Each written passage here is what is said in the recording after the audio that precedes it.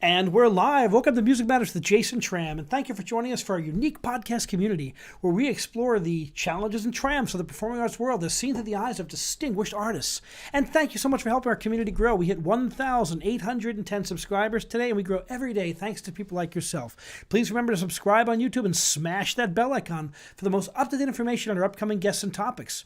We love it when you like and share our videos, and please remember to join in the chat and ask us questions. Join that conversation. I love it when you ask questions. We'll bring it up on the air. So thank you so much. And we have a wonderful guest today. We have Mr. R.W. Roldan, who is, his voice has been described as a mixture between Hank Williams and the Cowboy Junkies. I love that.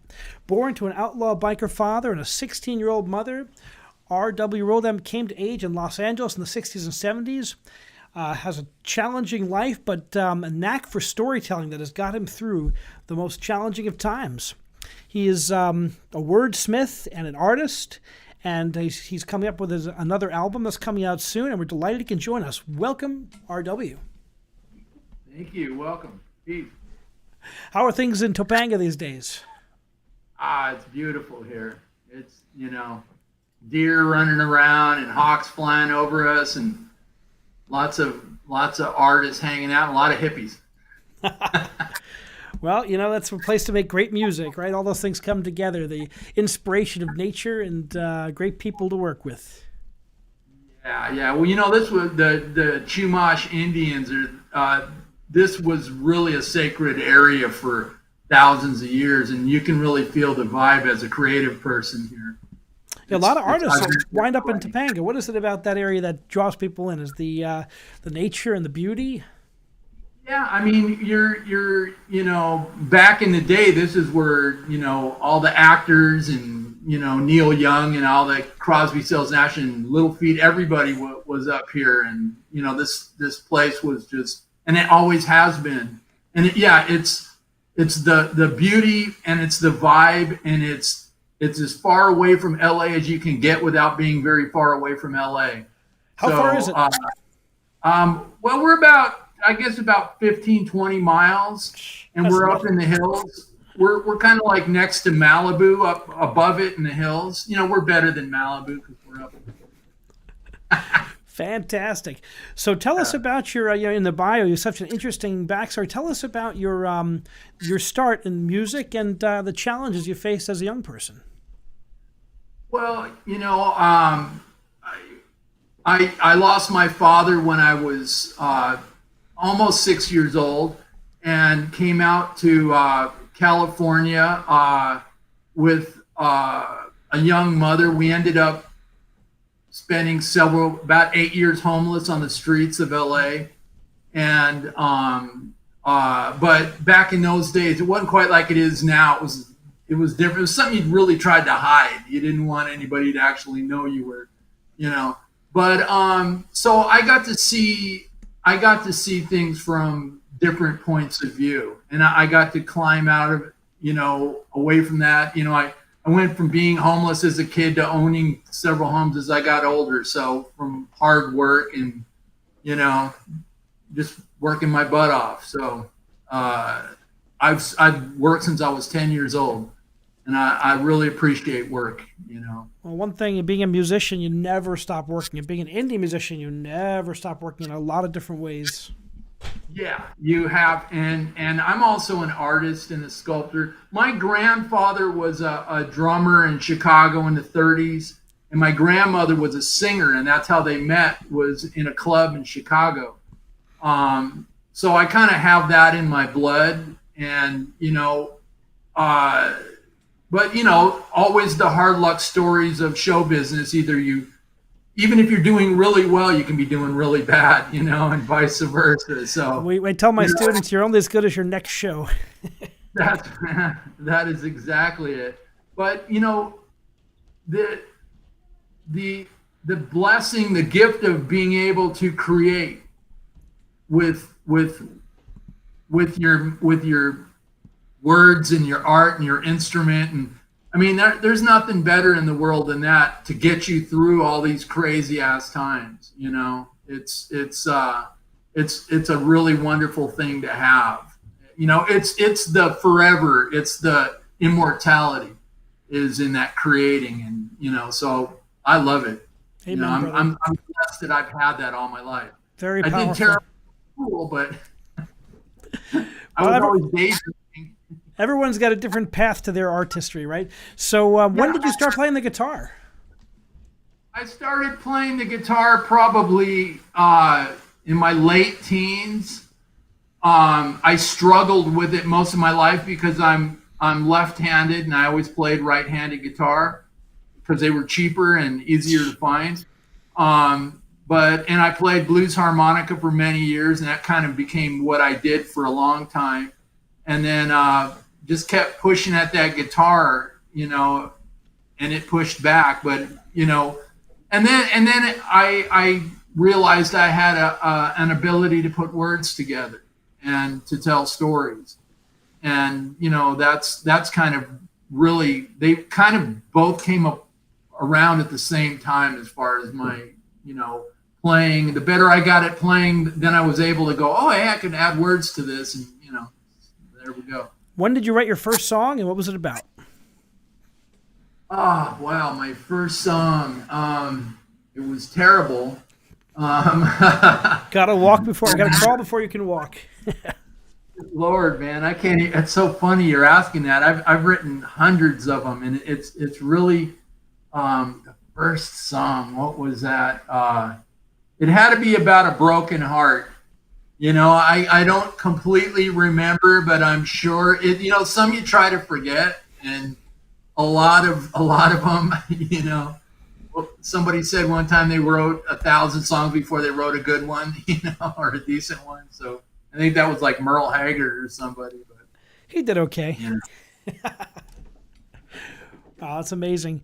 And so when did you start this as a career? When did you get into this, and when did you start making this your livelihood? It's funny. Because I came from a family of show business people, and there was a lot of hardships there.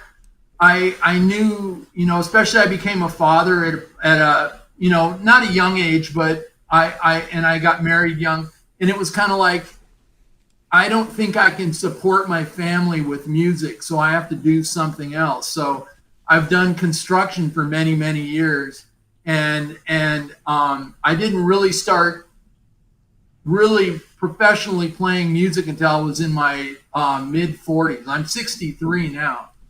So I was a late bloomer in that way. I played blues harmonica, earlier, but actually writing and making albums came, in my maybe early 40s. But that's fantastic.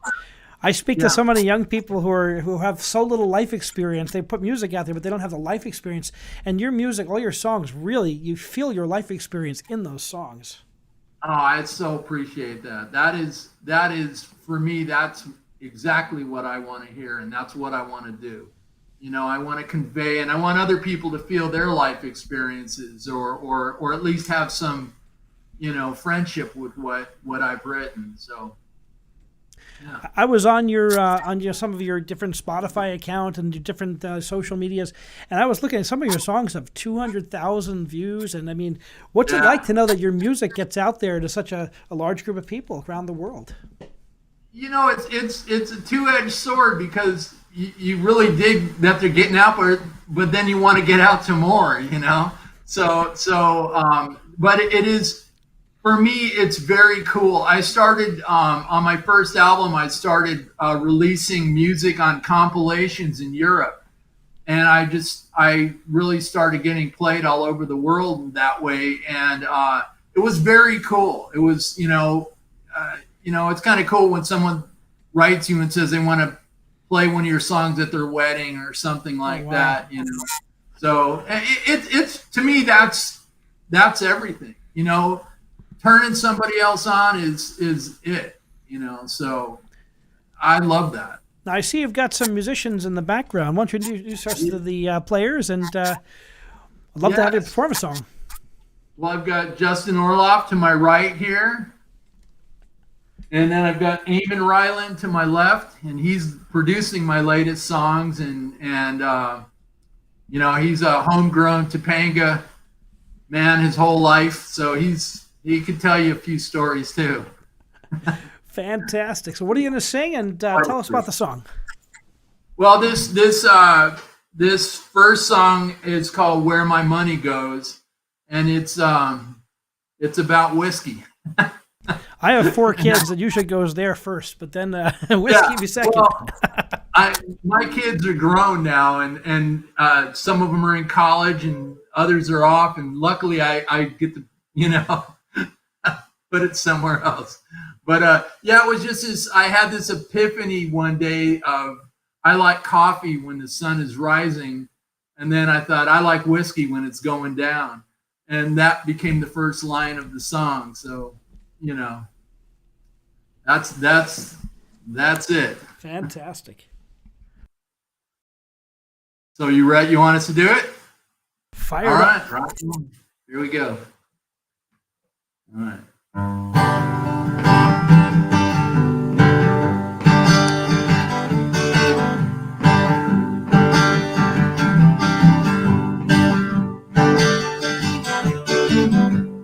I like coffee when the sun is rising. I like whiskey when it's going down. Keeps me warm and I realize it. Even the devil could make me frown. And I want to dance with you all night day. Keep you in my pocket by the light of day. Take a big breath, see the light click. Take a big sip when it goes away. And don't you wonder where my money goes? Don't you wonder where my money goes? Don't you wonder where my money goes? It goes to you, babe.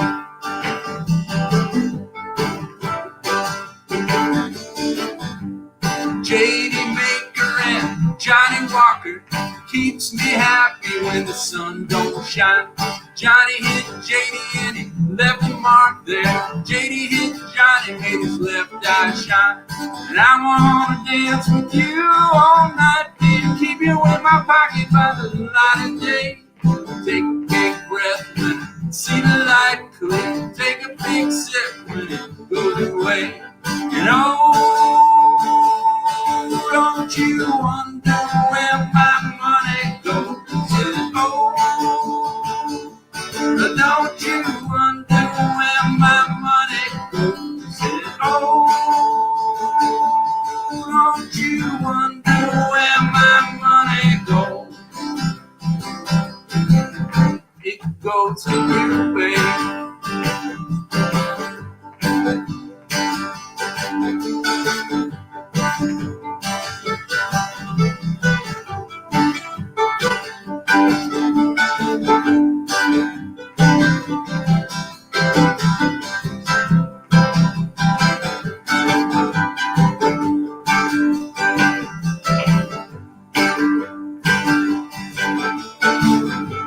Sunday morning, mix them both together. Sip them in the church at the edge of town. Preacher takes a sip just to calm the weather. I give you all a blessing for another round. And I want to dance with you all night, day. Keep you in my pocket by the light of day. Take a big breath when you see the light click. Take a big sip when it goes away. And don't you wonder where my money goes? Don't you wonder where my money goes? Don't you wonder where my money goes? It goes to you, babe.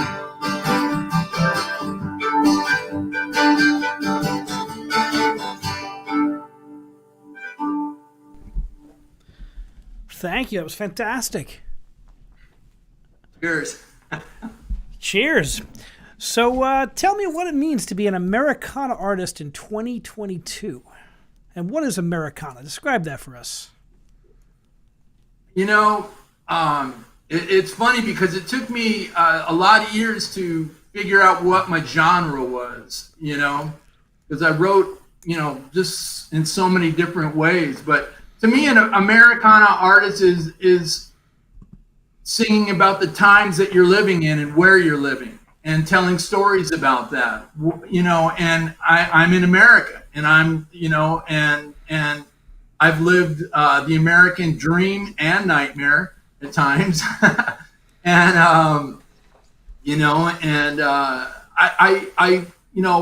I do find that it's hard to like really tie down what Americana is, because there's so many types of subgenres that are in Americana these days. But for me, I like it's a little country, a little blues, a little rock, and whatever else can be thrown in there. Some poetry, some blue collar poetry, and I love that. I think that so much with the commercialization of like country and pop music, which is meant to be so fastly digested and easily disposed. It's like, music that's got depth is really special to me. It's when I find something that's got like some heart and some soul. I find that really powerful. I appreciate that. Yeah, I think it should be like a meal. You should be able to sit down to it and enjoy it. Shouldn't be like a Twinkie or Doritos, They're okay once in a while. You don't want to build a diet around them, I don't think. Yeah, well, they are definitely, they have their place. But I've just, I like everything from Tom Waits to Merle Haggard, Steve Earle, Lucinda.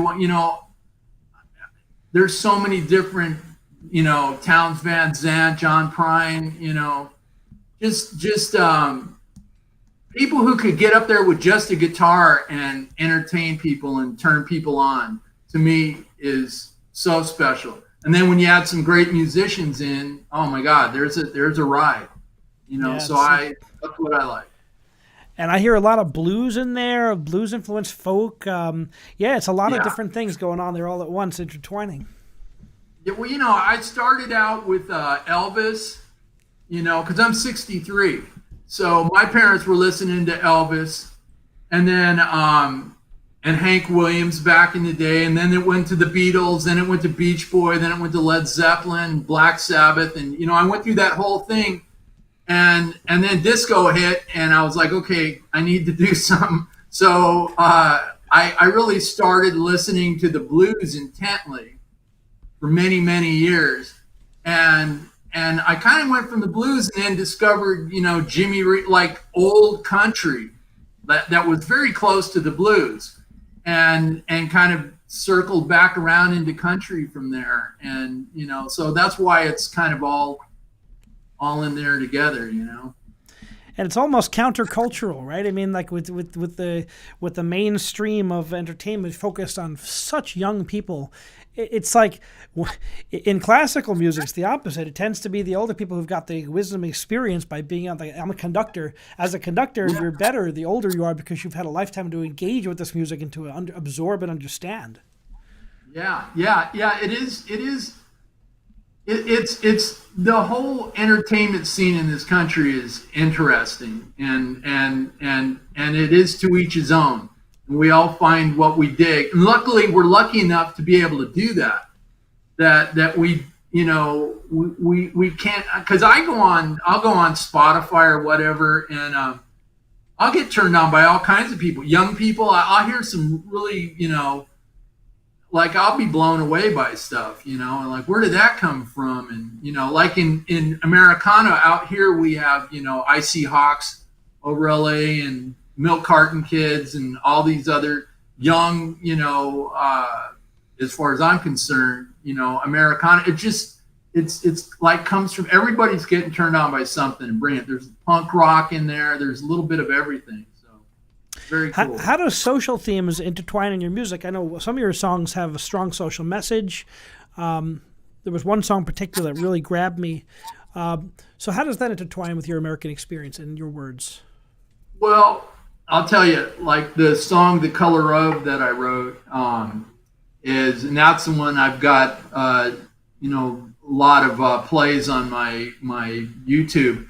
That was, this idea of people being judged because of the color of their skin is so odd to me, especially if you're saying God created us. Then I just have never been able to get my head wrapped around it. I said, what makes the color of a man's skin a capital crime? And that was the idea of, people getting killed over, the color of their skin. And I know there's other factors in there, and there's always a lot of factors, but for me, it was hard. And I was like, I got to write something. And that's where it came from, just this idea, that, if, we're all on this little planet together. It's like, hey, let's stop picking each other apart and make something good of this place, So that's kind of why I wrote that. That was one of my social themed songs, Well, it must have been very powerful to see all of a sudden people started watching and sharing it. What accounted for it blowing up like that? I think it was at the right time. It was kind of like right at the beginning before the pandemic and everything, and there was a lot of stuff going on that kind of made people think about. I got to tell you, I got as much upset people as I got happy people. That people that dug it. A lot of people didn't like it. Or didn't like what it was saying. They saw it as coming from a different place, I guess, or But I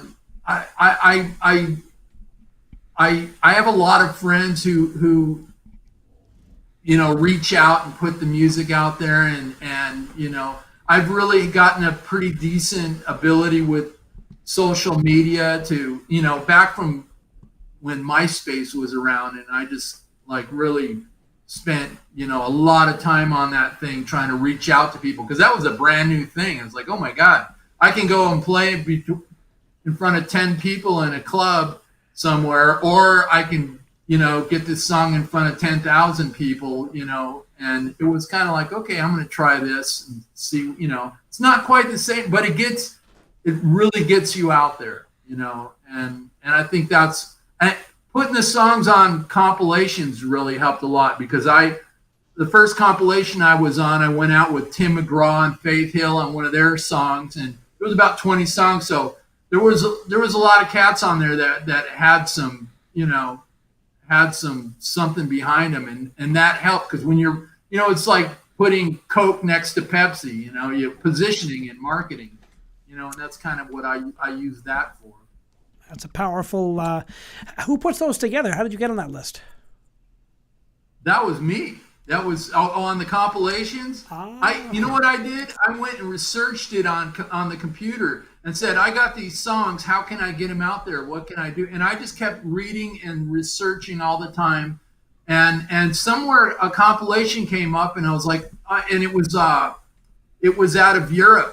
And before I knew it, I had hit, they had this international country chart, and I hit number 2 out of 200 on that thing at one point.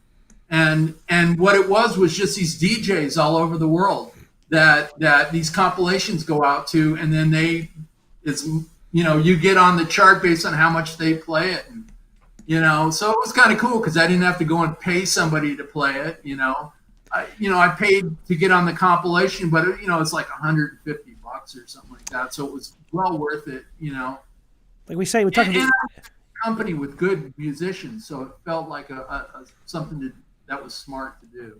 It's in a time when indie artists have such limitless reach, it's so hard to break through and get people to hear you first. It is insane, and like I said, I on MySpace, I went to people one at a time. I ended up with 65,000 friends on MySpace.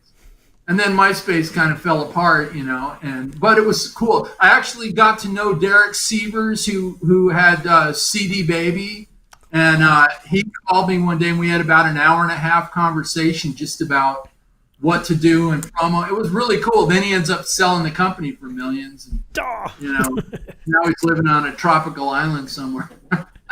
Have to have He you come and literally sing. lived somewhere else.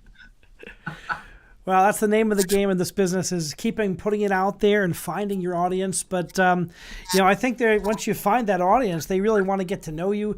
Are you active on social media? How important is that in your career? I really, I'm not as good at getting back to people as I should be, because, I do have a whole other life and everything. And so, I'd rather spend time creating music and songs than, trying to find people to, but I do try to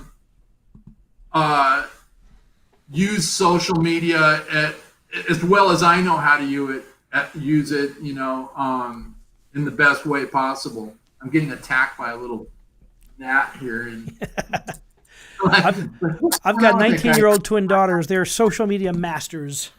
Oh, yeah.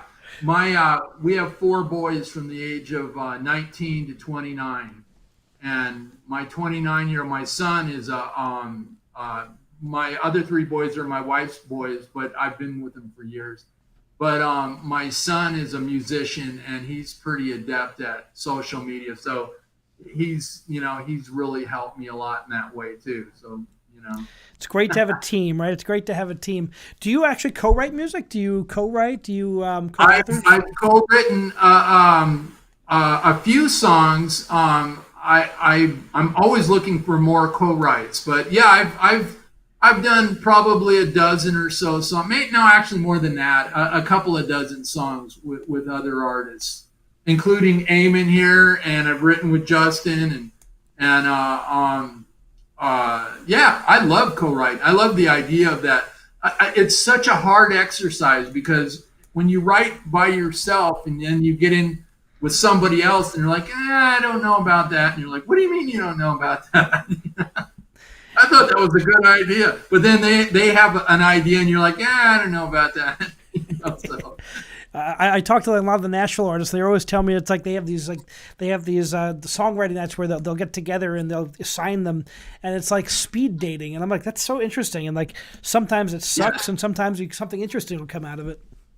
Yeah, that's the only reason I would do it, was for the exercise, because I like things to just congeal and like something to happen. And some of the best songs were, couple of shots of bourbon and everybody's sitting around laughing their ass off, and before you know it, something comes out. And I tend to be the word guy on most things, because that's just what I do. You're ahead of me one step. I was just going to ask, what comes first, for the chords or the melody or the words? And that makes sense. Almost the always the words, but you know what, if I find a groove or a riff or something that I'm digging, words will just come automatically to me. So sometimes I like that too. I like to hear somebody playing something, and I'll be like, oh. I used to make up all my friends had a lot of songs, especially country, that they liked, and I would make up other words, to the songs, and basically piss them off, but like funny stuff. Take the reverent songs and turn it into something else. So it's fantastic. Yeah. You guys want to play another song for us? I'd love to hear something. Yeah. Let's do another song. All right. This song is this song came off, I believe it was on my last album, and I had this idea of Edgar Allan Poe and The Crow, and I've got a bunch of tattoos of crows on me, but this idea of this person that just can't seem to get it together with relationships, and it's because of this poet that lives inside of him that needs to have the dark, heavy, so he keeps ruining the relationship. So it's just this idea that, the guy, he wants it, but he can never get it together because of, this dark force, this kind of Edgar Allan Poe kind of thing going on inside of him. So that's what this next song will be. Let's see if we can pull this off.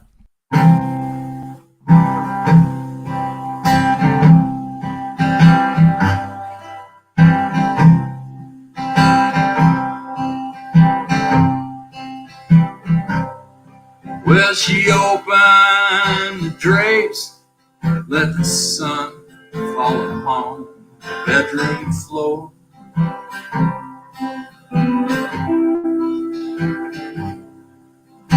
Turned and walked away and disappeared behind that old wooden door.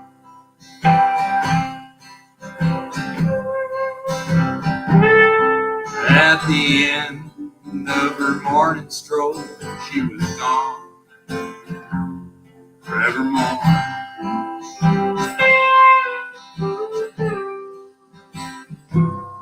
Seems that the same old stories plague my life so many times before.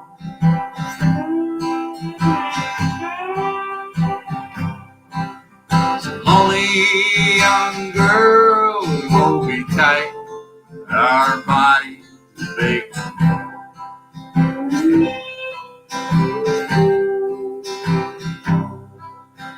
We make love all through the night, and she be gone forevermore.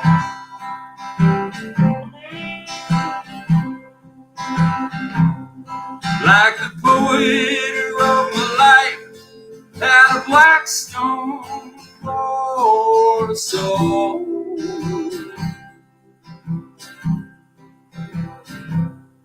Let his hardship and his strife drop his heart in a deep cold hole.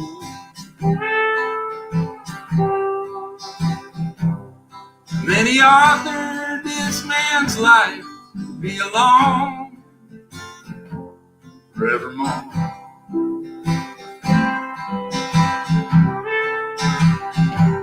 Forevermore, forevermore, be alone forevermore.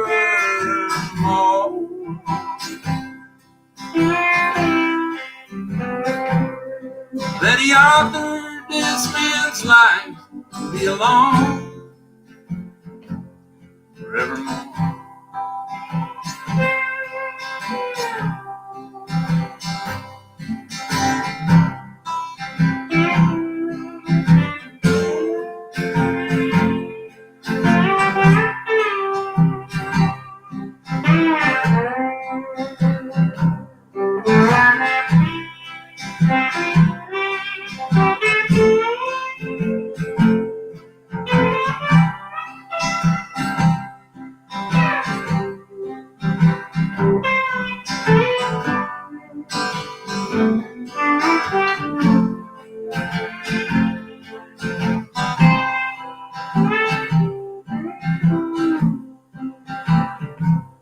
So I get up and close the drapes and let the darkness repaint my room.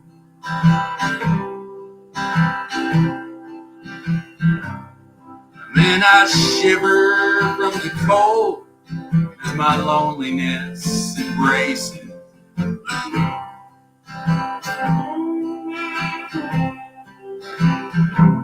I guess that poet in me will be alone forevermore.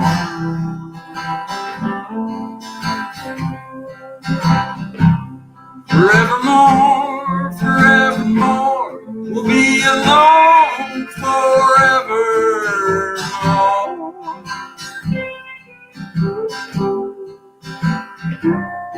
Yes, that poet in me will be alone forevermore.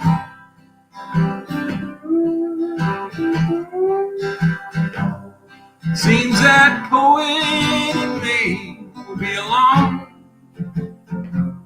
forevermore.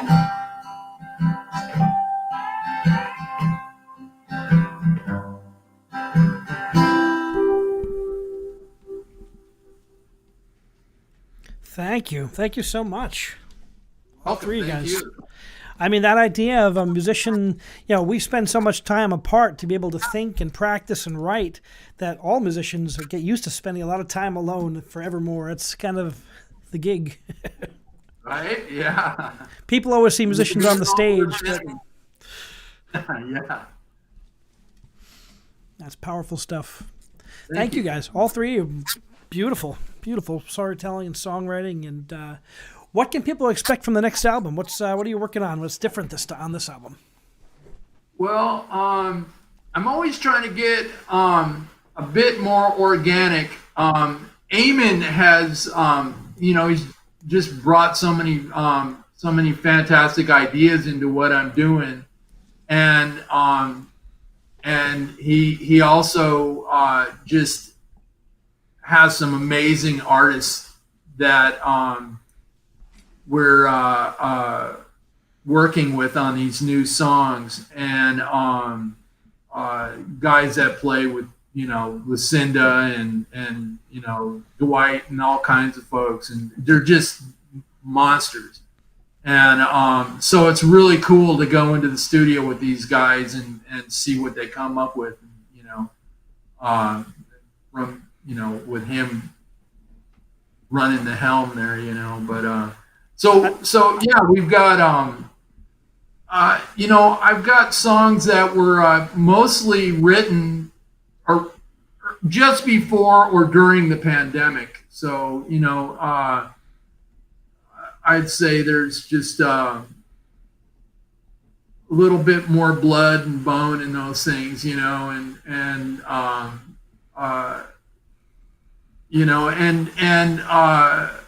but these musicians are bringing so much to them that I write them, and then we bring them to another place. But what I love about it is it's the place we want to go to. So I love that when that kind of producer and composer, the songwriter brings it in, more brains come in there, work it out, and in the end, it's a different product, and it's really special. I love that kind of synchronicity in the studio. Yeah, if you have the right guy running it. I mean, I've done a few albums, and there were songs that ended up, and I didn't even feel like I owned them anymore, or I'd written them. This, I love especially these guys. They really listen to where you're trying to go with it, and they dig it. And that's the important thing, is that the musicians that are actually contributing to the songs actually dig the songs and are inspired to add something to them. And we're pretty fortunate there. Seems to be going pretty well. So how long have you worked together? We only started these songs a year ago, a couple years ago. Yeah. I mean, some of the songs because Eamon lives across the street from me up here in Topanga, and that's handy. Yeah. Some of the songs I've tormented him with for the last 3 or 4 years. What do you think of this, man, up in my driveway, these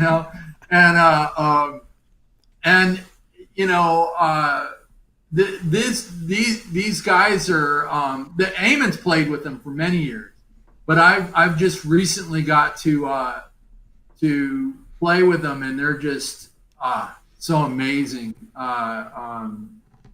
Just really cool cats, and I'll have all the on my website. I'll put everybody's bio up. Fantastic. And everything, and who's playing on it, and but yeah, some great, just amazing.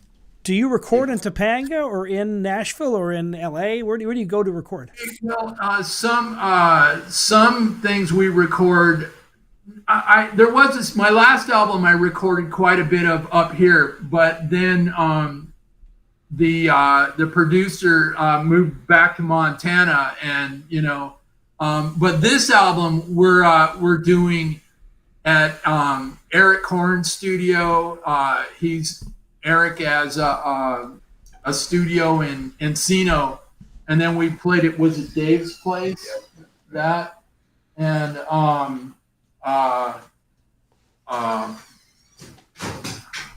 so yeah. And any plans to hit the road and start performing? What's the live scene looking like these days? Yeah. Well, very soon, actually. In fact, that's what we were looking in the next month or so to start doing some live gigs out there. probably start out around the LA area here, and because there's so many places you can play here, and you don't have to go too far, and you don't have to sleep in a van. You don't miss those days? No, you can drive home and lick your wounds or brag about how well you did. So. I love the stories of the road. We have the artists on here, and people talk about all the road traveling and how unglamorous a life it really is. But the audience doesn't know that; they just see the show on the stage. But the backstage is pretty fascinating. Yeah, a lot of people think it's a really cool, but it can be really difficult. And these guys have done a lot more of it than I have. I've always been a bit more of a homebody and a recording artist more than anything, But, being homeless as a kid, the last thing you want to think about is, hey, I'm going to go out and live in my van and play shows all over the country. It's kind of like, oh, I've been there, done that, I did a touring. I was conducting a touring opera company. I was all over South Carolina, Florida, West Virginia. We were everywhere in the country. And, I'd finish up a show at 11. The only thing open would be like, what do they call those? A Waffle House at 3 a.m. or 2 a.m. Or a White Castle. Never good. No. So when you hit a writer's block, do you jump into the visual arts? Yeah, I tend to,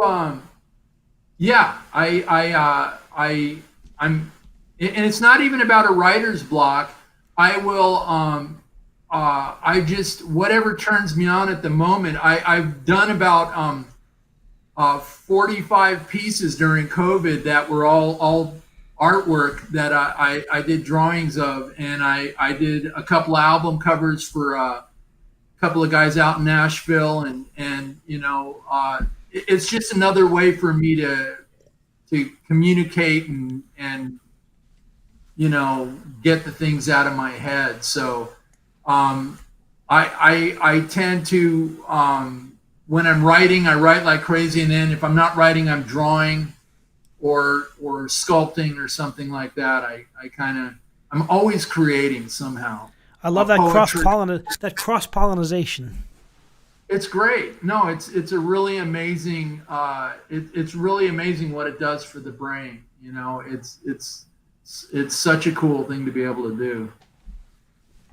Well, I want to thank you for joining us tonight. Do you guys want to play one more song before we pack it up? It's been great to hear you and meet you all, and I wish you continued success, all three of you, and can't wait to hear what the next album. When are we planning on dropping that? What's the thinking? I'm gonna say late summer is what we're shooting for. Coming soon.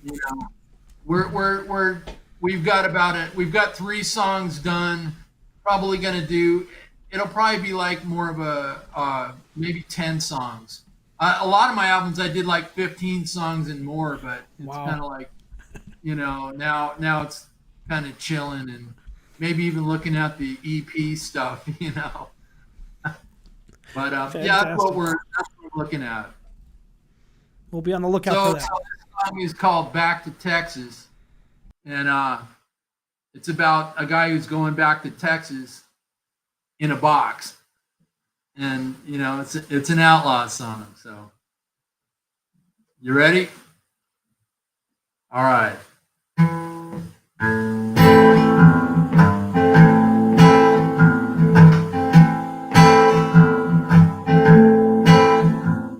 Well, I won't need my hat, and I won't need my boots, and I won't need that saddle, all them bank bags full of loot, 'cause I'm going back to Texas in a box. And I won't need my horse or my rhinestone buckle belt. Just the dirt of the Kansas prairie was the last thing that I felt. Now I'm going back to Texas in a box.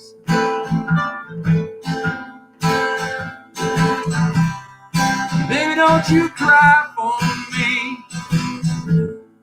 Don't you ever lie for me. Just hang your head inside for me. See, some good folks had to die for me.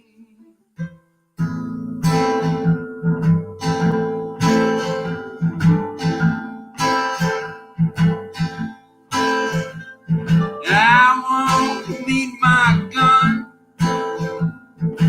You won't need that rope. I got nowhere left to run.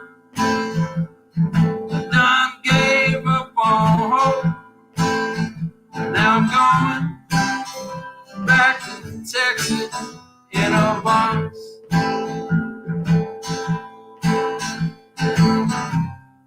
Baby, don't you cry for me. Don't you ever lie for me. Just hang your head inside for me. See, some good folks had to die for me.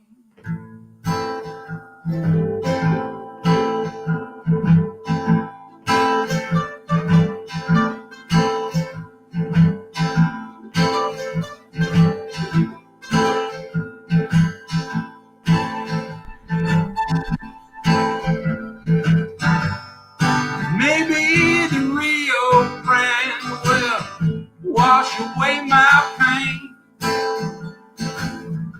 The dust of the devil's sand can cover up my stain. Cover up my stain.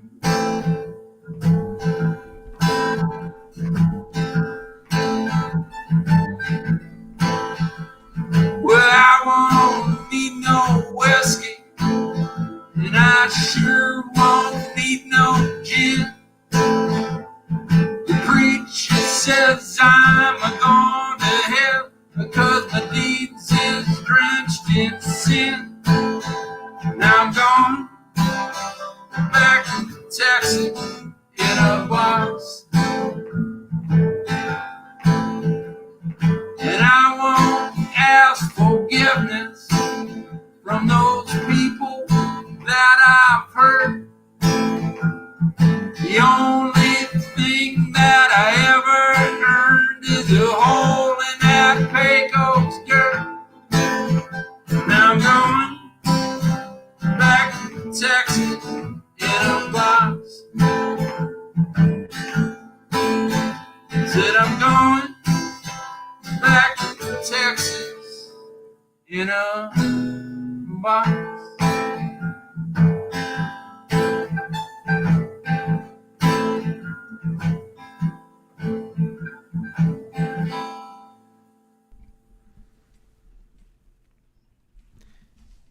Thank you. Oh, man, great song. Great groove. Of course, I wrote it, and I'm the only one who made a mistake in the middle of it. But how it seems to work, right? That's about the thing about live performing, right? It's that's what makes it special too. Is that's just, Yeah. you can watch a recording and it never changes, right? Well, thank you for this opportunity. I really appreciate what you're doing. Is a good thing, man. I definitely totally. I love to appreciate promote it. fine artists, and I really enjoy your work. And it's great to meet the guys who are doing fantastic work there as well. Where can people go to find out more about you, and where's that album going to drop? Tell us where we should go. Well, you go to rwroldan.com. Literally, if you Google R.W. Roldan or Ray William Roldan, which is my full name, I shortened it to R.W. Roldan for the later albums because letters are cheaper when you use fewer.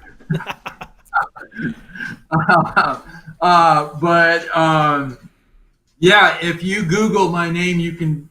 I'm on all kinds of social sites, and of course, Reverb Nation, and I'm everywhere. So I will have everything posted there. The music you can get on Spotify, Amazon, Apple, anything. We're everywhere. So, you know. Well, it's been great to talk to a true American storyteller. I wish you continued success to all three of you, and can't wait to be in touch and to see you on the stage live sometime. Thank you. All right. Well, peace. Thank you very much. Continued success. Thank you for joining us on Music Matters with Jason Tramm. Please remember to subscribe to us on YouTube. Smash that bell icon. You can also follow us on our social media platforms, on all the big platforms. And to check out our past 260 episodes, check out www.jasontram.net. Again, that's www.jasontram with 2 M's.net. Remember, keep music alive.